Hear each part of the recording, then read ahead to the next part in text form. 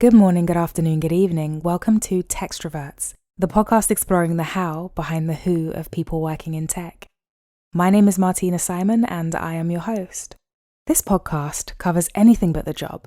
We introduce the guest, move on to the buzz wheel, a letter number randomizer that determines the questions I'll ask, and we close with sage advice about careers in the industry. Plug in. We're recording. Matilde, over to you. Thank you, Martina. Hi, everyone. I'm Matilde. Martina and I have known each other for quite a few years now. I'm very happy to be here. I'm part of the Meta Blueprint team, which is the educational side of the business. Essentially, we help people and businesses develop their digital skills. And I have a project management role where I plan live trainings. I'm involved with the e-learning side of things. And most recently, I'm also a certified lead trainer. So I can conduct trainings myself, which is quite exciting. Matilde's brilliant at what she does. As she said, we've known each other for a while. We met in a different company. It's just kismet that we've ended up in the same company again. A pleasure to have you on this podcast and to know you. But let's not turn this into a love fest too early, because who knows what questions will come up. Just to remind you guys, the number determines the question topic, of which there are 20, and the letter determines the question format.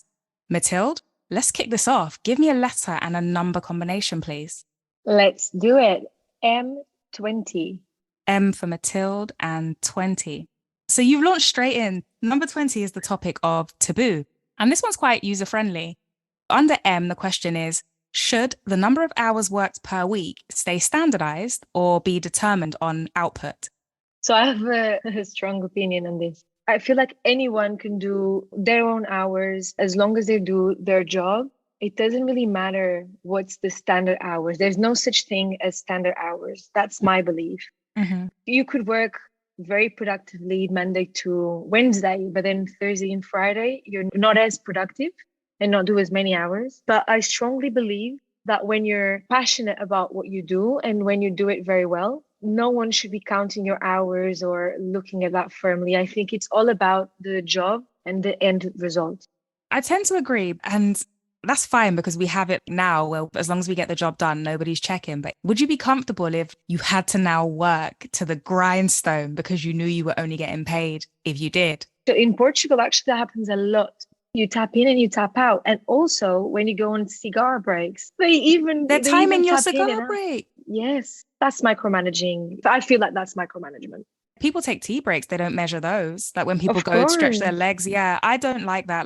Some companies, people meet in the kitchen and they go to get coffee and they speak for a little bit. That's called team bonding. Exactly. Or company networking. And that's really important as well. You need to meet people within your company. And I feel like for those working remotely, which is happening more and more, it's important to have those coffee catch-ups virtually. Exactly. It's all part of it, right? Exactly. And even the people that smoke, I think there's a community of smokers and stuff. So I feel like we agree on this topic and let's just hope to God that they don't change things. Agreed.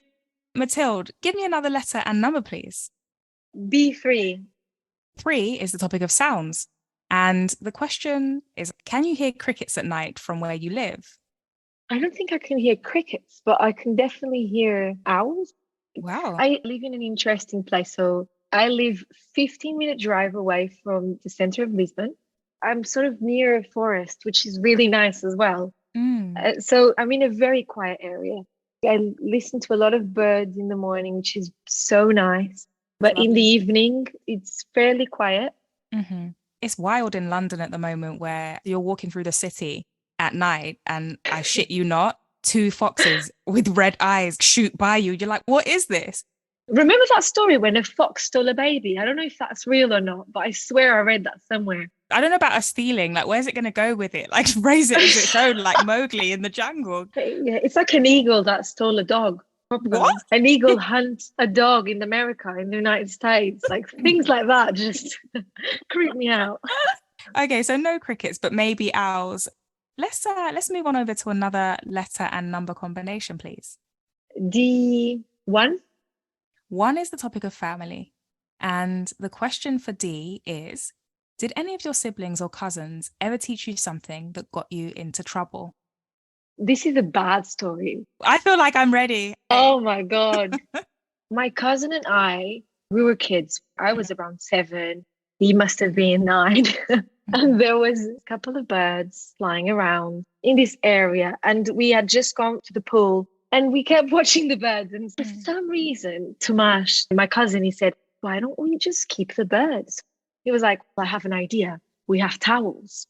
When they landed on the floor, we threw the towels on them. Oh my God. We caught like 4 birds, no joke. We had them in a box. We took them to my aunt's house. We hid them for a long time. And we were just thinking like, oh, we're going to treat them so well. And then when we were going to show it to my aunt, they flew away. Hang on, these birds were at large in the house. We could see them flying around the house. They were pooping in my cousin's bedroom. My aunt had to call the neighbors. It was a whole mess. Those poor birds. Oh my God. They all survived. There were no birds injured throughout the story. Another letter and number, please. Let's do T18. T18. Here we go. 18 is the topic of shopping. And the question under T is, which high fashion brand is massively overpriced for what it is? I'm going to say Louis Vuitton. I don't think it makes sense to pay over $1,000 for a bag. Visually, I like it. I just think it's overpriced. I don't think it's all that. I don't understand the buzz around it. Sometimes I think influencer marketing is great and it has a huge impact, but sometimes it can decrease the brand image overall. And I think that is happening to Louis Vuitton. Not so high profile people. She's coming for the Z-listers. You're like, you have no business. Everyone has it and they have it for free. And so all you have to do is have over 30,000 followers and you have a Louis bag. I don't mind paying for something I love, but if I feel like I'm going to walk outside, everybody has it. I'm less into it. So I'm with you. But if anybody wants to buy or send me a Louis Vuitton bag, I will accept. Of course. The last few minutes of the podcast, I like to dedicate to the people listening. Hand the mic to the guest and say, what is some advice that has spurred you on in your career that you'd love to give back to the listeners? So over to you, Matilde, for your sage advice. My advice would be always do everything with kindness.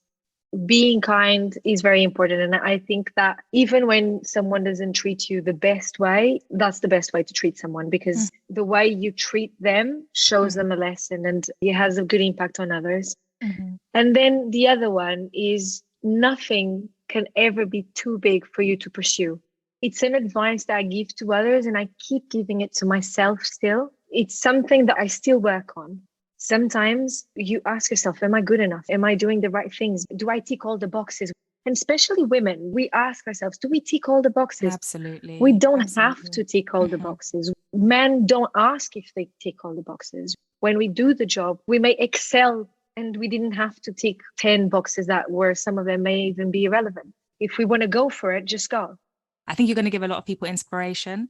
This chat has been everything I thought it would be. When I was thinking of guests for the podcast, I absolutely wanted Matilde. She's got such a fantastic energy and I knew this chat would be really entertaining and fun. So thanks, Tills, for joining me. Love this chat, Martina. You're definitely gifted for this. Thank you so much. Thank you so much, Matilde. Speak soon.